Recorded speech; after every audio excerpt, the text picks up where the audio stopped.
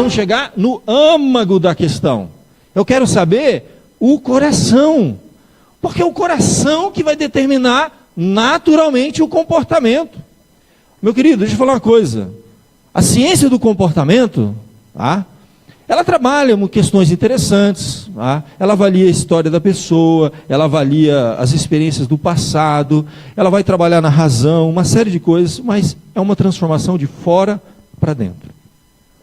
Só Deus tem o poder para transformar de dentro para fora o coração do homem. Nenhuma ciência tem poder para isso, e é isso que eu quero conversar com você hoje. O âmago da questão, a questão do coração. Eu vou ver um estudo de caso, a vida de um jovem, mas eu vou só fazer a leitura agora, Depois nós vamos falar deste princípio, nós estamos falando de princípio, na questão do coração. Depois a gente vai voltar para aquele texto e fechar. Então, vamos abrir em Mateus capítulo 19, verso 16 a 22. Você tem um texto clássico, uma história muito conhecida, daquele jovem rico que desprezou uma grande oportunidade. Só que a grande questão é, por que ele fez aquilo?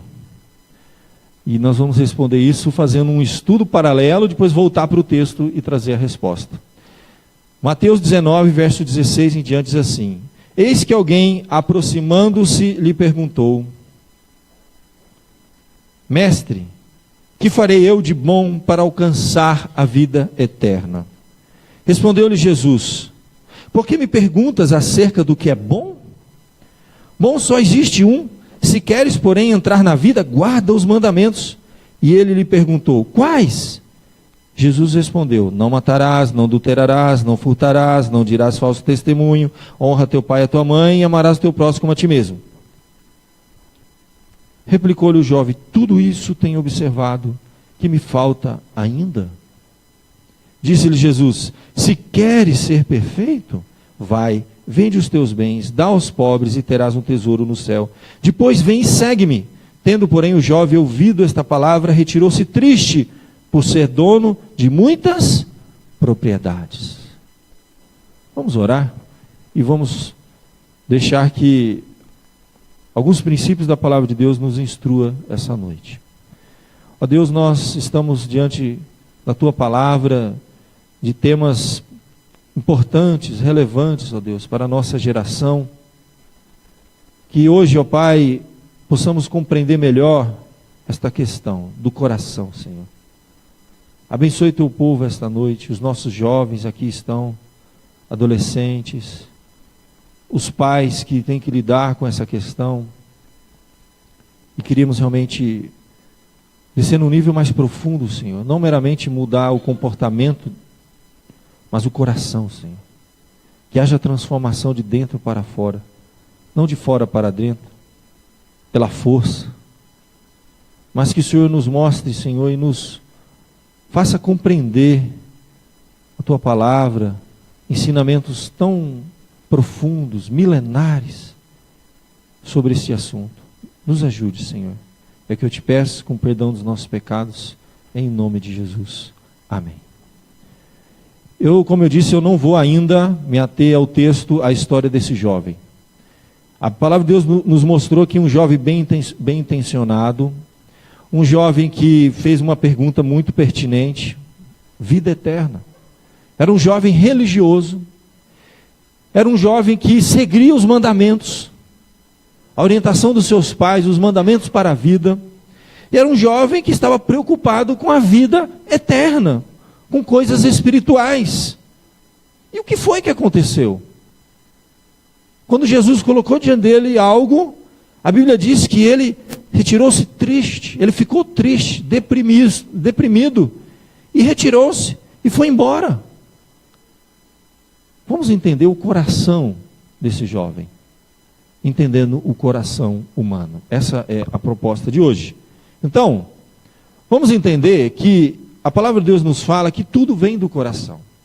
Vamos entender uma coisa: comportamento externo é um mero reflexo, é um espelho de algo que acontece no mais profundo do nosso ser, no nosso coração. O próprio Senhor Jesus disse isso. Ele vai dizer isso, por exemplo, lá em Mateus capítulo 15, que o que sai da boca, algo externo, né? Vem da onde? Do coração. A boca fala, o que está cheio, o coração. Então, é isso que contamina o homem, disse Jesus. Porque do coração do homem é que procede os maus desígnios. Todo comportamento mau, homicídio, adultério, prostituição, furto, falso testemunho, blasfêmia, sai de dentro do coração. E isso não é só no adulto. Segundo a palavra de Deus, isso começa desde a mais tenra idade. A infância, uma criança. Olha só, a estultícia está ligada ao coração da criança. Estultícia. É algo que desde lá do berço já vem com ela. Não é algo imposto pelo ambiente que determina que ela vai ser no futuro. É algo que está dentro do coração dela, segundo a palavra de Deus. Provérbios 22 diz isso. E a vara da disciplina afugentará, afastará essa estultícia que já está ligado ao coração. Pensa aí, nós estamos chegando no âmago do problema. Provérbios 20 chega a dizer que até uma criança se dá a conhecer pelas suas ações, se o que ela faz é puro e reto, se vem de um coração, né, puro e reto. Então, a ação externa é um mero reflexo, um espelho de algo mais profundo que acontece lá no coração, desde a mais tenra idade. Quem é cristão, quem conhece a palavra de Deus, sabe que o homem não nasce perfeito e o meio o influencia e o formata e ele se torna alguém mau. A Bíblia não ensina isso. Tá? Se você ainda é novo na fé, você está caminhando, tudo bem. Mas você vai chegar a essa conclusão lendo a Bíblia. E a Bíblia ela está muito de acordo com a realidade. Uma criança já revela muitas coisas. Você já viu duas crianças brigando? Os pais chegam lá para apartar a briga. Primeira coisa, ele bateu primeiro. Isso revela o quê? Uma palavrinha muito forte para os adultos. Mas a gente tem dificuldade de dizer que uma criança já pratica isso. Vingança. É óbvio que quem bateu primeiro é pior, né, no caso. Mas o segundo já está praticando uma coisa que nós chamamos vingança. É meu. Não dou, egoísmo. Todos os pecados dos adultos já estão no coração da criança, segundo a Bíblia. E qualquer pai e mãe de verdade, que não é muito cego, só um pouquinho cego, consegue ver no coração de um pequenininho, que mal sabe falar, vingança, egoísmo, maldade, está lá no coração da criança. O salmista diz assim, Davi, em pecado me concebeu minha mãe. Uma boa teologia identifica o seguinte, que o homem não é uma tábula rasa, como diz os pensadores do comportamento humano. O homem já vem, desde o nascedouro, desde a concepção, em pecado me concebeu minha mãe. Ele já vem marcado, tá, com o pecado. É difícil para alguns. Isso é o que nós chamamos de pelagianismo. Ele acreditava que o homem é uma tábula rasa, que ele vem puro para este mundo. Algumas vertentes, o catolicismo, por exemplo, acredita nisso. Por isso que eles têm aquelas ideias, né? Eu me lembro que eu era mais novo, eu frequentava, e minha família toda católica, quando a criança, perdi uma criança, acontecia muito no passado isso, para falar para não chorar, para que não molhasse as asinhas da criança, que ela ia para o céu. E simplesmente por ser criança, a ideia que se tinha é que uma criança ela é pura, ela é ingênua, ela não tem o desenvolvimento para nada, nem para o bem nem para o mal, mas ela já tem a matriz no coração. O conceito bíblico é que todos os seres humanos que vieram a esse mundo, eles vieram já separados de Deus, e o mal, o pecado habita, porque eles herdaram isso. Nós acreditamos no pecado original e que esse pecado foi transferido para toda a espécie humana. E todos nasceram em pecado. E conforme eles vão crescendo, vai só sofisticando isso. A criança ainda não tem a malícia de um adulto, óbvio. Tanto que ela fala a verdade.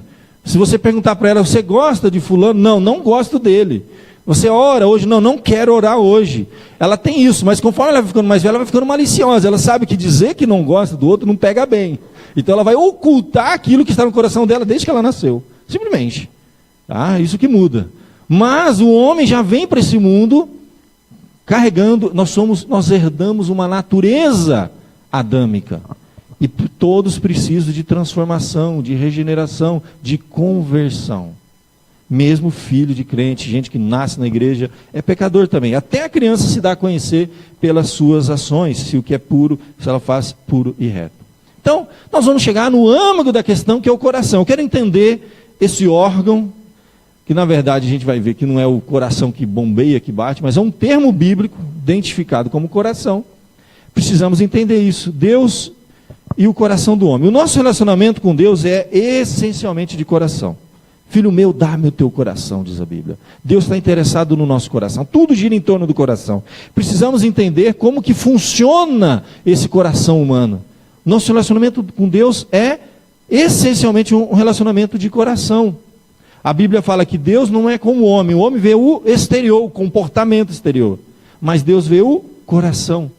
Ele está interessado nisso, e é isso que nós precisamos aprender a entender, a compreender até o nosso próprio coração, que segundo a Bíblia, ele é, o que ele é? Enganoso. O nosso coração é enganoso. Precisamos entender esse negócio.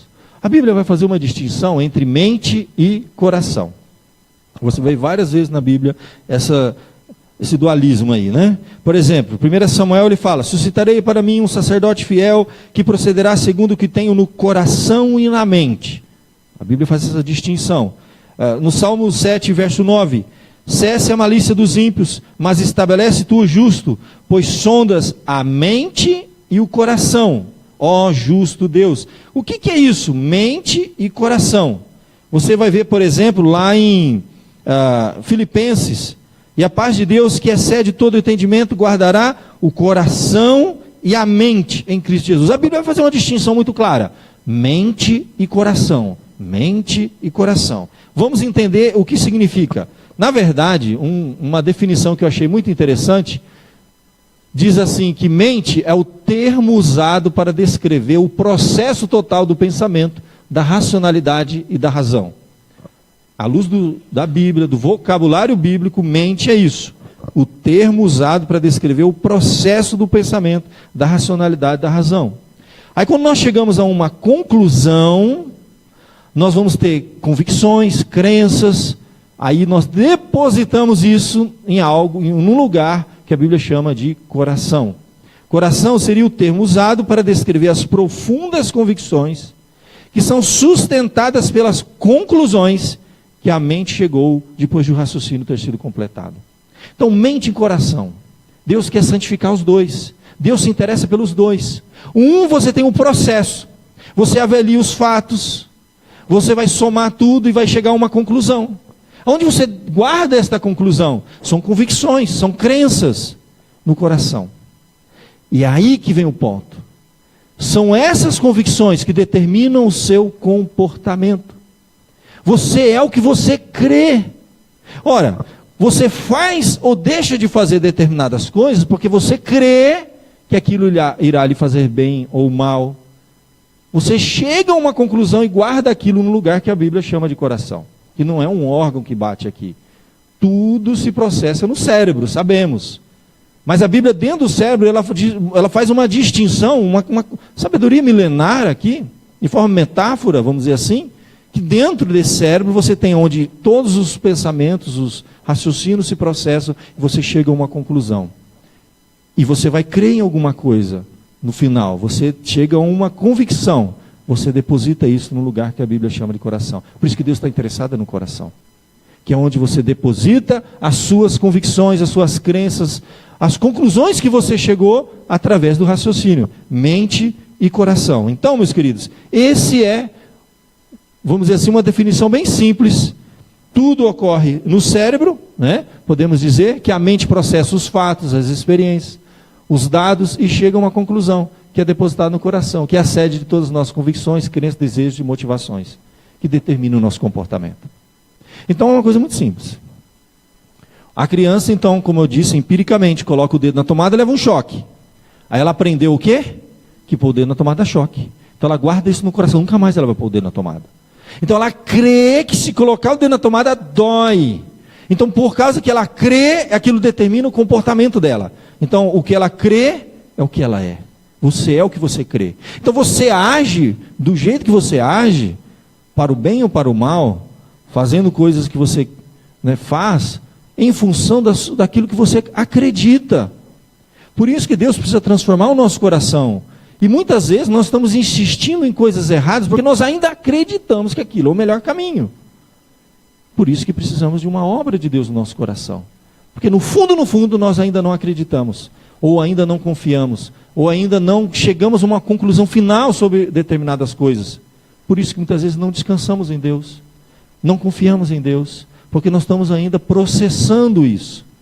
É um processo, e precisa chegar a uma conclusão final e guardar no coração. E é ali que Deus quer entrar. Então, meus queridos, as nossas crenças determinam o nosso comportamento.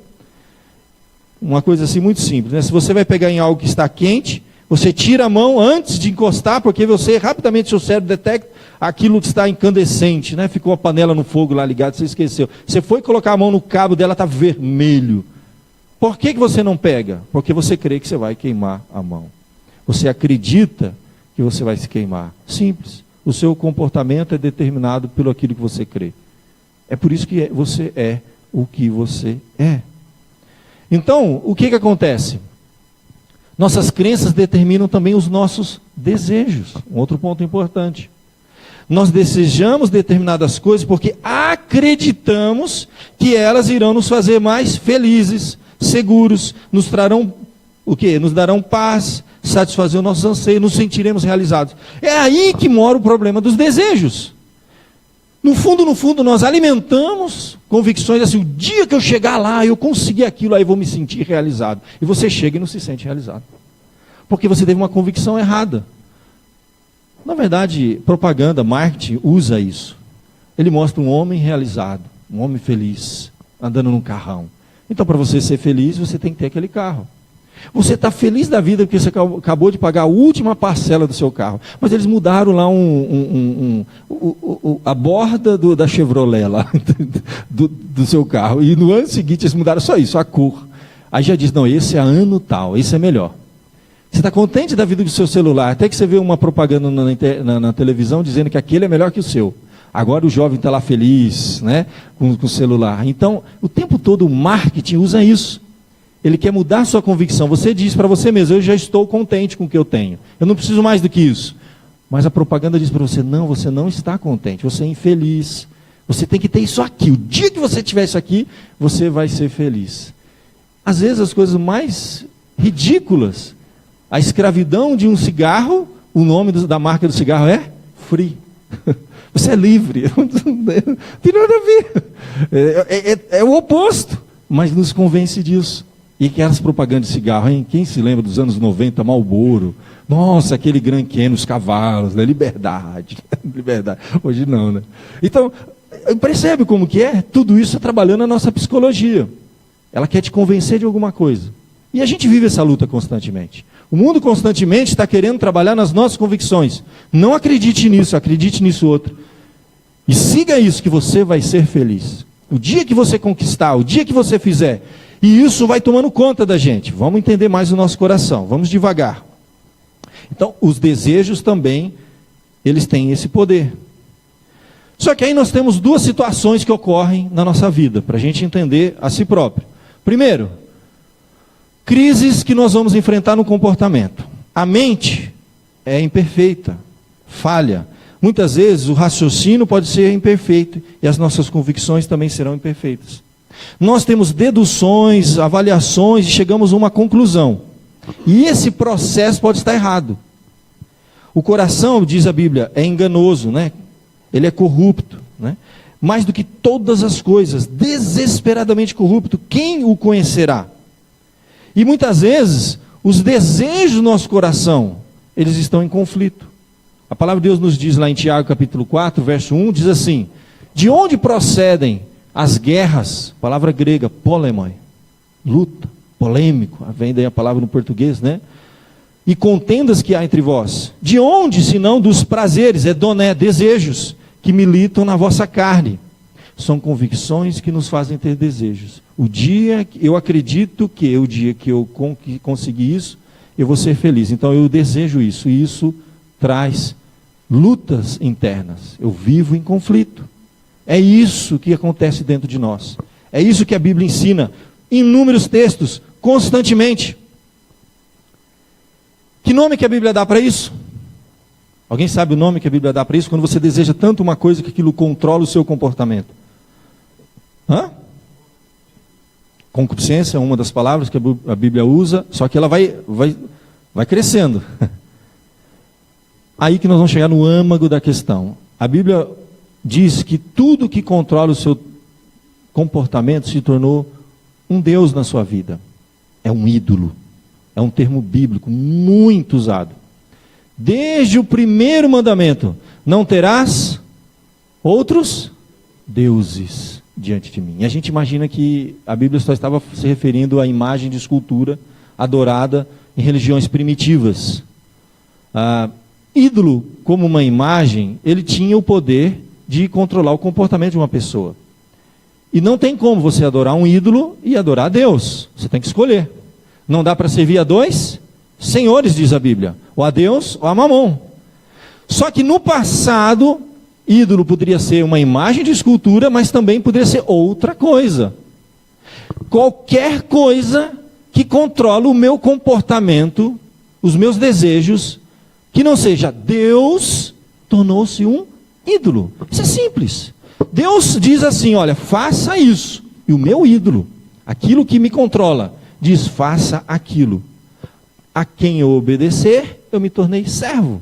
Isso é um princípio bíblico. Se eu obedecer o ídolo do meu coração, os meus desejos, o que eu faço nessa hora? Eu me torno escravo do meu ídolo. Porque Deus está dizendo, não vá por esse caminho, que você vai se dar mal. E o meu ídolo diz, vai, que é legal. O dia que você chegar lá, você vai ser feliz e realizado. Conquistas, realizações, pessoas, cargos, qualquer coisa nesse mundo legítima, coisa legítima, pode se tornar um ídolo quando toma o lugar de Deus, quando controla a minha vida e o meu comportamento. Então chegar no âmago da questão é saber por que eu estou agindo desse jeito, por que eu estou excessivamente ansioso. A gente tem que perguntar, por que eu estou tão obcecado com isso? Por que eu acho que eu só vou ter paz, segurança, realização um dia que eu chegar lá? Isso chama-se idolatria. Idolatria não é imagem. Tá? Então, definição de idolatria. Quando eu estou disposto até a pecar, quebrar princípios, valores, fazer qualquer coisa para conquistar aquilo, para obter algo que eu quero. Ou quando eu respondo pecaminosamente, quebro princípios, explodo, né? Explosivo, nós somos, quando eu não consigo o que eu quero. Isso, meu querido, até uma criança passa por essa experiência. A criança, ela é disposta a qualquer coisa para ter aquilo. E quando ela não tem o que ela quer, ela explode. Então a idolatria não é coisa de adulto. Idolatria está na mais tenra idade, no coração de uma criança. E os pais têm que detectar isso. No coração de um jovem, de um adolescente e de um adulto. Todos nós temos ídolos. Aquilo que está influenciando você, chama-se, a Bíblia dá um nome de ídolo. E Deus quer tirar esses ídolos de nós, quer nos libertar desses ídolos, tá certo? Então tudo aquilo, é claro que nós temos aqueles elementos que são fortes na sociedade. Por exemplo, aquela tríade, dinheiro, sexo e poder. São 3 áreas que têm dominado a mente e o coração da raça humana. O homem é capaz de fazer qualquer coisa por dinheiro, sexo e poder. Nós estamos vivenciando isso todos os dias. Para ter dinheiro, as pessoas matam, roubam, mentem. Corrupção, gente. O que é corrupção? Idolatria do dinheiro. Fala mais alto.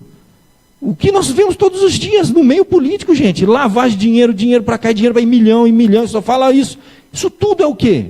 Dinheiro, sexo e poder. São as 3 coisas que mais destroem a espécie humana, a raça humana, famílias, carreiras. Uma dessas 3 coisas que nós vemos constantemente acontecendo na nossa sociedade, no nosso dia a dia. Desde as pessoas públicas, privadas, né? No meio, nas empresas, em todos os lugares. E no nosso dia a dia. É por isso que a Bíblia diz que o amor ao dinheiro é a raiz de todos os males. Pensa, a palavra amor é muito forte. Olha, aí nós vamos entrar num ponto além de sexo, dinheiro e poder, né, dinheiro, sexo e poder, que é aquela tríade famosa, é o que realmente tem dominado, qualquer coisa, gente, qualquer coisa que se torna central na minha vida, que não seja o Senhor, que tome conta da minha vida, que controla meu comportamento e me coloca às vezes até contra Deus, coisas legítimas, pode se tornar um ídolo, por mais legítimo. Por exemplo, a religiosidade pode se tornar um ídolo. O que Jesus mais tinha na época dele eram religiosos que idolatravam a reputação, a religiosidade, não imagem. Os fariseus, honra-me com os lábios, mas o coração está longe de mim. Por que está longe dele? Porque estava em outro ídolo, em outro Deus. Família pode se tornar um ídolo, filhos podem se tornar ídolos, carreira pode se tornar um ídolo, sucesso pode ser um ídolo, conquista, aclamação da crítica, respeito, reconhecimento social, aceitação. Uma coisa que os jovens sofrem muito para ser aceito no grupo, é a coisa mais importante para ele. E isso aí domina. Qualquer coisa pode virar o meu ídolo. E eu tenho que detectar e tirar esse ídolo. Porque a Bíblia diz, não terás outros deuses diante de mim. É o primeiro mandamento. Porque todos os outros são quebrados quando esse primeiro ainda estiver lá. Então eu vou quebrar todos os outros mandamentos. É só uma consequência natural. Enquanto eu não detecto o meu ídolo, que pode ser uma coisa simples. Olha, religiosos têm ídolos, não imagens. Por exemplo, você vai ver em Ezequiel capítulo 14, ídolos do coração. Deus diz, estes homens levantaram ídolos dentro do seu coração. Os sacerdotes chegaram para Deus, que ídolo? Não temos ídolo aqui não adoramos nenhuma imagem, nenhum ídolo. Aí Deus fala, está dentro do teu coração o ídolo. É lá que nós temos os ídolos mais difíceis, que às vezes os homens não veem, mas Deus conhece, e nós sofremos por causa desses ídolos, porque eles nos controlam. O ídolo tem o poder de fazer o quê? Nos afastar de Deus. Medo é uma coisa importante, uma pergunta que a gente tem que fazer. O que é que me dá mais medo? O que é que, se for perdido, fará com que a minha vida deixe de valer a pena, não faça mais sentido? Se Deus tirar isso da minha vida, acabou a minha vida. Não tem mais sentido, não tem mais razão para continuar vivendo. Aquilo é um ídolo. E eu posso descobrir que o meu filho é um ídolo, meu cônjuge é um ídolo, minha carreira é um ídolo, meu sucesso é um ídolo. Deus tirou aquilo, ou alguma circunstância tirou aquilo da minha vida. Por isso que as pessoas tiram a própria vida, porque elas não encontram mais sentido na vida. A coisa mais difícil que é, e ídolos são tão arraigados que tiraram da depressão. Muitas vezes, no contexto espiritual, depressão tem problemas químicos, temos que tratar. Mas muitas vezes, ela vai vir diante de uma perda grande que a gente sofre na vida. Precisamos trabalhar. Mas pode ser tão grande, tão grande, tão grande, que a pessoa vai dizer o seguinte, a minha vida não tem mais sentido. O meu cargo, a minha carreira, era a coisa mais importante. Eu literalmente idolatrava aquilo. Perdi aquilo, não tem mais razão de viver. Não tiro da minha cabeça. O meu dinheiro, a minha riqueza, os meus bens, aquilo tem um poder de influência grande na minha vida, aquilo é o sentido da minha vida, eu vivo para aquilo, eu acordo pensando nisso, eu vou dormir pensando nisso, a minha vida é teleguiada por isso, aquilo virou um ídolo, tira aquilo, a pessoa se mata. Então o ídolo tem um poder muito forte sobre a vida de uma pessoa, por isso que Deus vem trabalhando para que não se torne um ídolo. Um pai e uma mãe pode idolatrar o próprio filho, porque ama, não. Passagem na Bíblia que você tem, quando Deus diz para o profeta, quem que era o sacerdote que amava mais os filhos do que a Deus? Quem lembra? Eli. O que Deus disse para ele? Você honra mais os teus filhos do que a mim. Você idolatrou os teus filhos e não me adorou. Porque você adora e idolatra quem você obedece. Ou seja, ele não fazia com os filhos o que Deus mandou ele fazer. Ele não corrigia, ele não orientava, ele não cobrava, ele não fazia, ele não educava os filhos, ele idolatrava, passava a mão na cabeça. Um pai que passa a mão na cabeça dos filhos, sabe o que ele está fazendo com o filho? Idolatrando o filho. E com isso ele está destruindo o filho. Deus chegou para ele e falou assim, você ama o teu filho mais do que a mim. Que estranho isso. E a Bíblia diz, quem não ama a mim mais do que o pai, a mãe, o filho, a carreira, a própria vida, não é digno de mim. Qualquer coisa que você ame mais do que Jesus na sua vida, virou seu ídolo. E aquilo vai te destruir, e se for um ente querido, você vai destruir ele. Num casamento, pode haver um ciúme tão doente, que é idolatria isso. e você vai destruir o casamento. Quanto casamento é destruído por isso? E às vezes termina o casamento, ou uma pessoa não aguenta e sai, o que o cara vai lá e faz com a mulher, se for mulher? Mata. E ele diz, matei por amor. E eu acredito, esse amor idólatra, que é um amor cego, que é um amor doente, que é um amor que espiritualmente é um pecado gravíssimo, e ele matou por amor, porque ele não vai conseguir viver sem aquela mulher, então ele vai lá e mata ela, porque ele idolatrava ela. É isso que acontece. Um pai que idolatra o filho não ama o filho, porque a Bíblia diz, o pai que ama o filho corrige.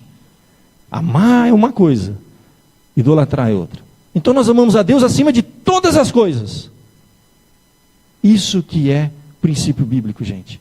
E o meu próximo como a mim mesmo. No nível humano não pode ser mais. Se for mais, virou idolatria. Isso é um princípio para a gente entender o âmago da questão, conhecer o nosso coração. Isso acontecia no passado. E a grande pergunta que a gente tem que fazer, o que você tem mais medo? O que é que se for tirado da sua vida não vale a pena? Pode ser que você encontre o seu ídolo. São perguntas que nós temos que fazer. Outra pergunta. Olhe, para ajudar você a encontrar os seus ídolos, né? Diz assim, alguém ou alguma coisa que não seja Jesus Cristo tem controlado a confiança do nosso coração como objeto de preocupação, lealdade, serviço ou prazer? Você vai encontrar o seu ídolo. Por quê? Porque Jesus disse em Lucas 12:34, aonde estiver o vosso tesouro, aí estará o vosso coração. Onde está o seu tesouro? O que você tem de mais precioso na sua vida? O seu coração está lá. Pode ser que seja a sua carreira, pode ser que seja o seu trabalho, pode ser que seja um ente que você ama. Então, por isso que aquilo que a gente diz não é brincadeira, é frase de efeito, né? Eu gosto das coisas, amo as pessoas, mas adoro a Deus. Exercite isso. Eu adoro aquela pessoa. Não, filho, isso é idolatria. Eu adoro a Deus. Amo as pessoas. E gosto das coisas. Do prazer, Deus não tem nenhum problema com o prazer. A Bíblia diz, e claramente, que nós, fala assim, se as tuas riquezas aumentarem, não coloque nelas o coração. Por quê? Porque isso é idolatria. Mas continua confiando em Deus, que tudo nos dá para o nosso prazer. Não confie na inconstância das riquezas, que pode ser que uma hora você tenha, outra hora você não tenha. Emprego bom pode ser que você tenha, pode ser que você não tenha. Saúde tem hora que a gente tem hora que a gente não tem. Ente querido, a gente pode perder a qualquer hora. Nada nesse mundo, meu querido, pode tomar o lugar de Deus, porque isso é idolatria. E eu não vou amar o meu filho como deveria amar, não vou amar o meu cônjuge como deveria amar, eu não vou realmente ser um bom profissional, vou idolatrar aquilo, vai estar tudo errado. Na verdade, Deus estabeleceu esses princípios para me proteger, e proteger as pessoas que eu amo. Por isso que a Bíblia diz, eu tenho que amar Cristo acima de tudo e de todos. Quem não me amar mais do que o próprio pai, mãe, filho, não é digno de mim. Por quê? Qualquer um que seja amado mais do que é Cristo, é idolatria.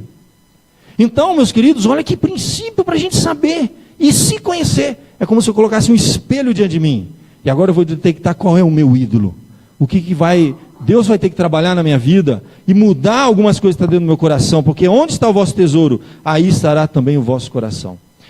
E mais, digo, por que a gente tem que entender isso, conhecer isso? Porque os ídolos das religiões pagãs do passado, as primitivas, eles eram exigentes. Mas os ídolos da pós-modernidade são mais exigentes ainda. Às vezes, alguns ídolos de algumas religiões no passado exigiam que os pais sacrificassem o próprio filho. Existia isso. E eles eram queimados vivos. Para adorar Moloque, alguém me lembra aqui Moloque? Moloque, para adorar Moloque, você tinha que sacrificar o seu primogênito. Você vai pegar o seu primeiro filho, vai lá e queima ele vivo para Moloque. Pronto, sou um adorador de Moloque. E os ídolos da pós-modernidade? Eles não exigem só o primogênito. Eles exigem que eu sacrifique toda a família. Minha saúde, tudo que eu sou, tudo que eu tenho, para alcançar o sucesso. Ele cobra caro. E as pessoas não estão suportando mais. É um fardo muito pesado e a nossa geração não está mais suportando. Por isso que nós estamos com inúmeras doenças emocionais, psicossomáticas, Por isso que os lares estão destruídos, por isso que carreiras são destruídas, por isso que pessoas se matam em função dos seus ídolos. Então, o que governa o mundo? Deus é Senhor da história, mas o homem é responsável pelos seus atos. E tudo que acontece no mundo de mal, sem negar a soberania de Deus, estou falando da responsabilidade do homem, foi movido por um ídolo. Cada dinheiro desviado, cada homicídio, cada família destruída, você vai a fundo, foi um ídolo que destruiu. Cada carreira destruída, o ídolo. E por isso que Jesus nos convida. Por isso, ele diz, vinde a mim todos que estão cansados e sobrecarregados. Do quê? De ídolos. Que sobrecarregam, que pesam, que destroem a nossa vida. Ele diz assim, tomai sobre vós o meu jugo. Adore a mim, porque o meu jugo que eu vou colocar sobre você, não é o jugo de um ídolo que vai te destruir, acabar com o seu lar, com a sua família, com a sua carreira, com a sua saúde. Tomem sobre vós o meu jugo e aprendam de mim, porque eu sou manso e humilde de coração, e achareis descanso para a vossa alma, porque o meu jugo é suave e o meu fardo é leve. Jesus quer tirar o fardo dos ídolos e vai colocar um fardo leve. Aí eu vou amar o meu filho como eu devo amá-lo. A minha esposa, um amor até sacrificial, porque a Bíblia diz, como Cristo amou a sua igreja. Eu vou amar as pessoas. Eu vou realmente ter o prazer nesta vida na medida certa. Aquilo não vai me controlar. Aquilo não pode dominar o meu coração. É isso que a palavra de Deus nos ensina. Tendo um panorama sobre essa doutrina do coração, que controla o comportamento humano, meus raciocínios, eu chego a uma conclusão, guardo minhas convicções, eu sou o que eu creio. Eu creio que vou ser mais feliz se eu tiver aquilo se torna um ídolo e controla a minha vida. Aí agora eu entendo como a atitude do meu coração controla o meu comportamento, eu posso orar como o salmista orou, Senhor, sonda o meu coração. Ele manda ver o coração. Vê se há em mim algum caminho mau e guia-me pelo caminho eterno. Porque ídolos, mais do que tudo, meu querido, além de destruir sua vida, destruir sua carreira, destruir seu casamento, acabar com você, te escravizar até a morte, ídolo faz isso. Além disso, o que ele faz de pior ainda não é isso. Ele te afasta de Deus. Porque Jesus disse, não dá para servir a dois ídolos. Quando ele fala senhores, ele é ídolos. Volta para aquele texto para a gente fechar.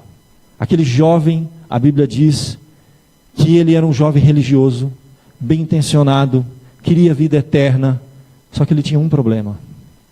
Quando Jesus faz aquela pergunta, o que Jesus estava confrontando no coração daquele jovem? Alguém tem uma ideia? Qual era o ídolo dele? O que controlava a vida dele? O que se colocasse assim, ó, Jesus está aqui e o ídolo, e ele fica com o ídolo.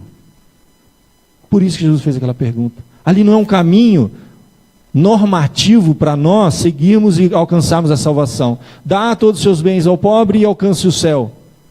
Quem lê superficialmente esse texto chega a esta conclusão. Quem entende o conceito de coração na Bíblia, entende que Jesus estava confrontando o ídolo dele, podia ser outra coisa. O ídolo dele podia ser o prazer. O ídolo dele podia ser qualquer outra coisa. Podia ser o pai e a mãe. Porque para alguns foi dito, deixa pai e mãe e me segue. Não é que vai abandonar, é deixar de colocar o pai e a mãe em primeiro lugar e colocar Deus em primeiro lugar, aí vou me tornar um bom filho. Olha só, porque é possível que um filho deixe de seguir a Deus por causa de uma outra pessoa. Alguém deixa de seguir a Deus por causa de uma outra pessoa, de um cônjuge, de um pai, de um filho, de alguém, para não desagradar alguém. Por isso que a Bíblia diz, se amar mais do que a mim, não é digno de mim. Amar mais que idolatria.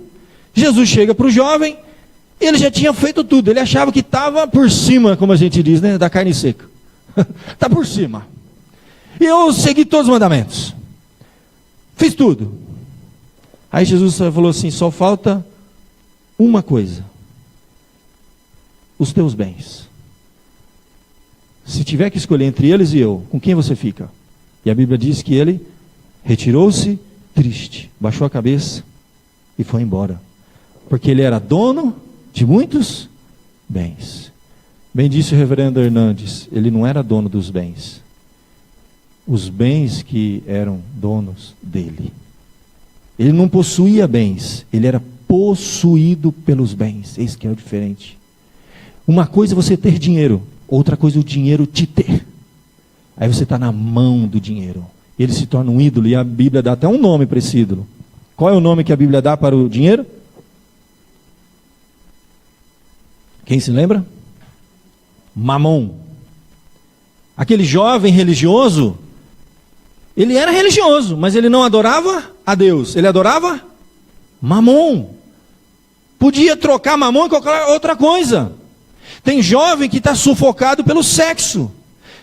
Ele não consegue ir até Deus, ele não consegue ter uma vida com Deus, ele não adora Deus, porque o sexo está acima dele. Você pode tirar o sexo e colocar outra coisa, a carreira, o sucesso, o prestígio.